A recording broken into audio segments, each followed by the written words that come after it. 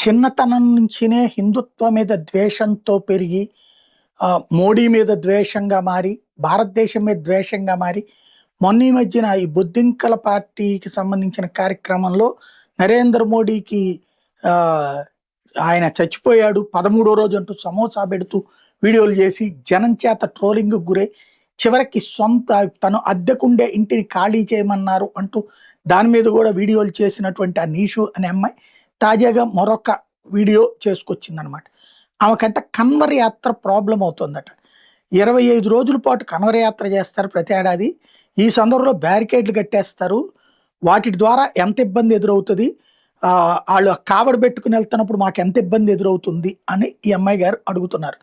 ఇంతకీ విశేషం ఏంటంటే, ఈ అమ్మాయి సీబీఎస్ఈ అంటే ఏంటో స్పెల్లింగ్ కూడా తెలీదని చెప్పింది. అర్థం ఏంటో కూడా తెలీదని చెప్పింది. కానీ యాజిటేషన్ చేస్తున్నాం అంటుంది. మరి మొన్న 25 రోజులు నువ్వు తట్టుకోలేకపోతే 34 రోజుల పాటు ఢిల్లీలో బ్యారికేడ్లు పెట్టాల్సిన పరిస్థితి ఎందుకొచ్చింది? మరి అప్పుడు మీరే కదా బాధ్యులు. అదే సందర్భంలో ఆహ్, ఈ మసీదు దగ్గర ప్రార్థనలు చేసేటప్పుడు రోడ్డు మీద ఉన్నప్పుడు అక్కడ కూడా ట్రాఫిక్ మళ్ళిస్తారు కదా! మరి అక్కడ ప్రాబ్లమ్ ఏంటి? రంజాన్‌లో జరిగేది. క్రిస్మస్ అప్పుడు జరిగేదేంటి? న్యూ ఇయర్ స్టార్టింగ్ నుంచి డిసెంబర్ 20 నుంచినే బిగిన్ చేసేస్తారు కదా యాక్టివిటీసు. రోడ్ల మీదనే మీటింగులు పెడతారు కదా! మనం ఇక్కడ కూడా చూస్తుంటాం. సువార్త సభలు ఈ రోడ్ల మీద పెడతారు. ఇట్లాంటివి ఏంటంటే అయన్నీ మాట్లాడకూడదు. హిందువులు ఏం చేసినా తప్పనాలి, తప్పుపట్టాలి.